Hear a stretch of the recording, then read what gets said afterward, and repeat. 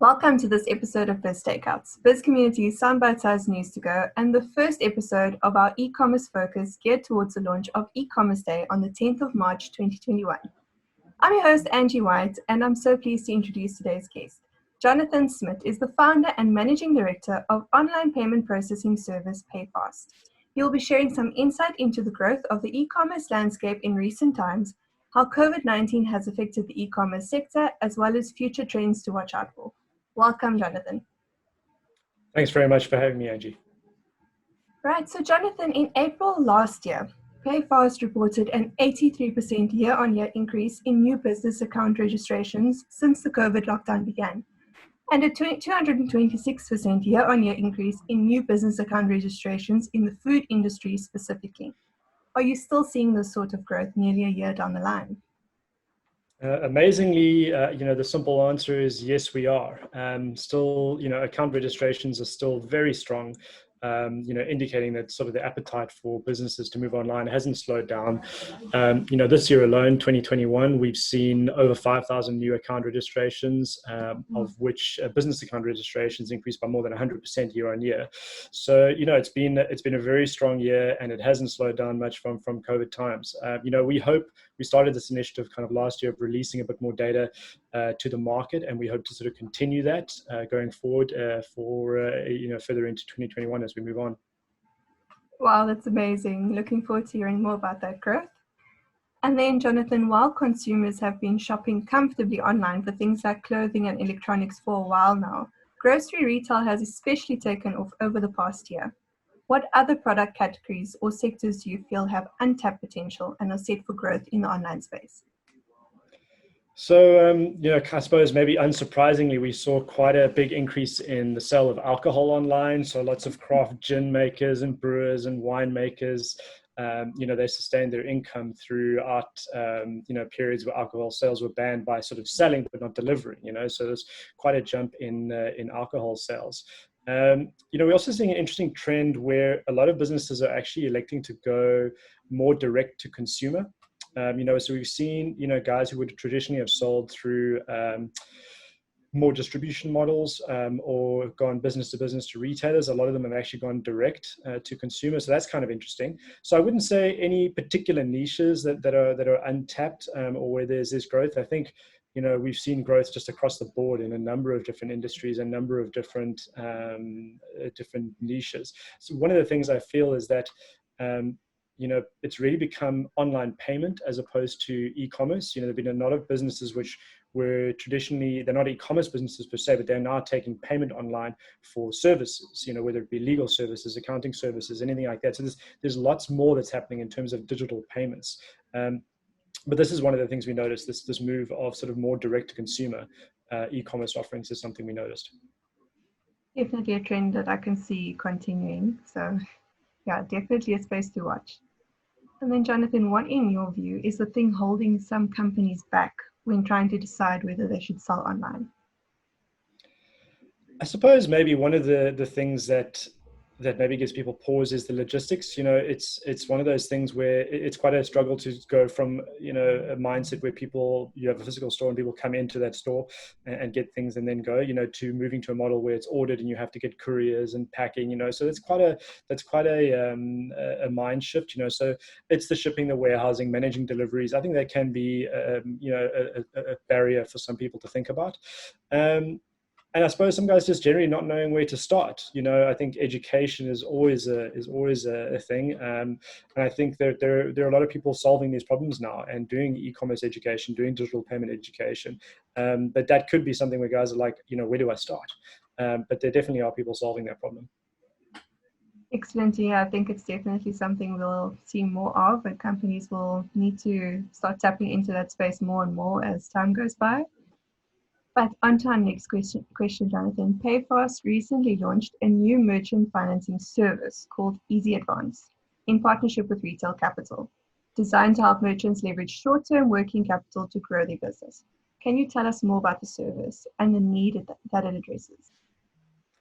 Sure. I mean, the need that it addresses is that, getting funding can be a very laborious, cumbersome, and potentially sometimes not possible process through traditional means, right?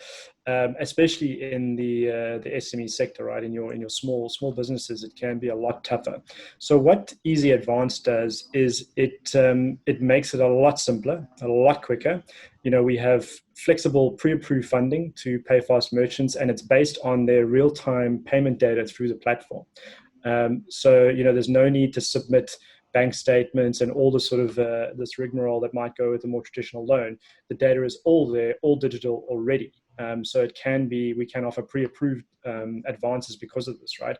So really what it boils down to is that, there is an advance that is presented to a merchant, or if you inquire, it will be presented, which is based on a percentage of future sales through your the payments that you process on your PayFast account.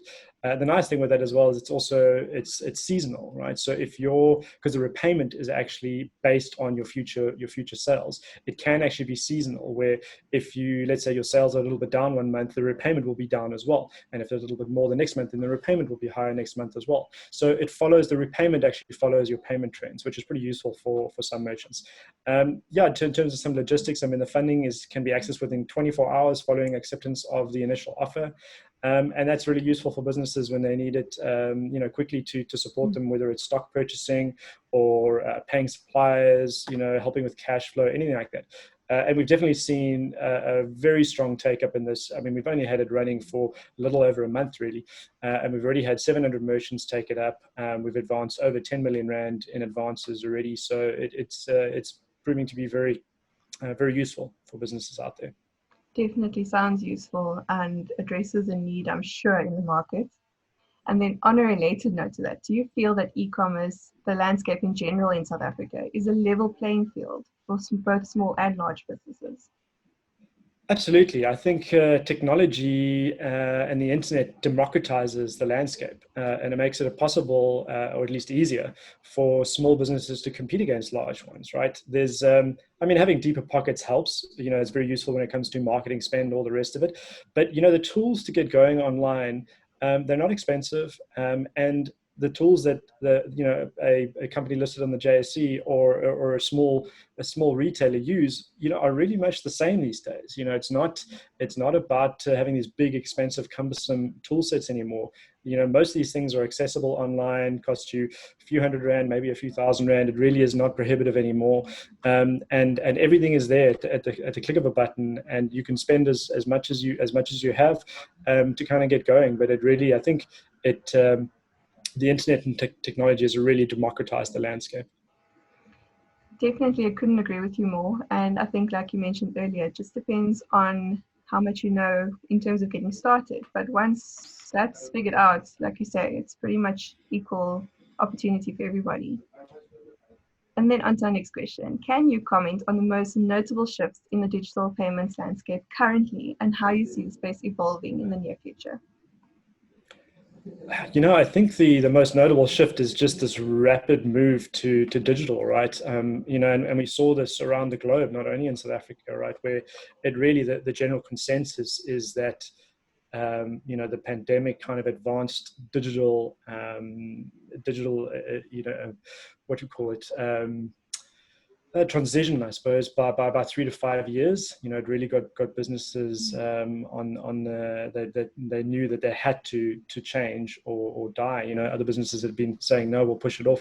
So really, I think that's just the biggest trend, is this unprecedented growth that we've seen, and we expect that to continue through 2021 and really beyond. Many businesses have previously relied on selling products or services in person, and accepting digital payments, online payments, was a significant step for them globally, but in the South African marketplace as well. And this is something we'll see continuing. I'm sure, yeah, without a doubt. And then, Jonathan, during Black Friday in 2020, we saw an increase in online shopping while physical store visits were down. Do you think this offered a glimpse into the future of retail? And what do you think the growth trajectory of e-commerce looks like beyond the pandemic in relation to brick and mortar retail? Yeah, look, I think it definitely offered a glimpse to the future. I think retailers need to understand that they are retailers. We used to sort of talk about e-commerce retailers versus retailers being more physical, and I think everyone really just has come to understand that you are retailers now, and you may retail online or in store, or potentially both, which is I think what a lot of the larger retailers have started doing, is that they're doing it both. So they're just meeting their customers where they are, and that might be in store and it might be online. We have a very well-established mall culture in South Africa. So, physical retail is not going anywhere anytime soon, right? And we've still got a long way to go in terms of e-commerce penetration. Yes, there's a lot of talk about its growth and all the rest of it, but it still makes up a very small % of the overall retail market. So there's a long way to go before we're anywhere near what a developed market does in terms of percentage of retail that occurs online. But, the growth rate's been good historically, about 20 to 30% year-on-year growth for e-commerce. Compared to physical retail, where it's only been maybe 1% if you adjust for inflation, right? And obviously, since the lockdown, since this COVID pandemic, online retail growth rates has absolutely soared. With physical retail probably showing a decline in that time, although it takes a little time for the dust to settle for everyone to really get a handle on the statistics. But we've definitely seen a strong shift to e-commerce. We saw that massively when our payment volumes doubled between April and May in 2020, and that's kind of been reasonably sustained. I mean, it dropped off a little bit, but pretty much sustained throughout the whole of 2020, and even now in the early months of 2021 as well. So it's quite a lot to get our minds around in terms of this pandemic, but I'm sure we will all find our way, especially in terms of the online space. Then last question, Jonathan, what do you feel is needed to strengthen the e-commerce ecosystem in South Africa and push it to the next stage of consumer adoption? Actually, I don't know if there's anything actually needed at this stage, really. Maybe that's a little naive of me. Maybe others would say something different. But, historically, there were problems, there were barriers. Payment was one of them. Then sort of the e-commerce platforms was another one. Then logistics was another one, right? So there were a few of these barriers or pain points that merchants had, and I think those have largely been solved now, right? So I don't actually think there's anything holding back e-commerce adoption or development in South Africa anymore. I think we've reached that tipping point. Traditionally, it's always said that a market reaches a tipping point when it has 1% of retail occurring online, and we're over that point now. We're somewhere with the pandemic, having pushed hard on that. We're probably in the region of between 2 and 4%. But I mean, a developed market sits at upwards of 15, 20, even 30% of retail occurring online. So we've still got a long way to go. But we've definitely passed that tipping point. And all the tools are in place, the systems are there, the necessary providers have learned how to deal with e-commerce, in terms of logistics. There are more warehousing services now specifically designed for logistics. There's not a lot of them, but there are these players already in the market. So I think all that's going to happen now is that everything is there and it's just going to grow. Providers are going to get more advanced in their offerings. More players are going to get involved as it grows. It just will end up getting bigger and bigger and bigger as we go. But I don't think there's anything that's fundamentally needed to change it or fundamentally needed to strengthen it. I can't point to a particular problem area. There's payment, there's platform, there's logistics, there's funding. These things are all there to help the e-commerce industry thrive. That's really awesome to hear, that everything is there and the tools are available, and all that companies and consumers need to do is to get on board. So really, really great to hear that.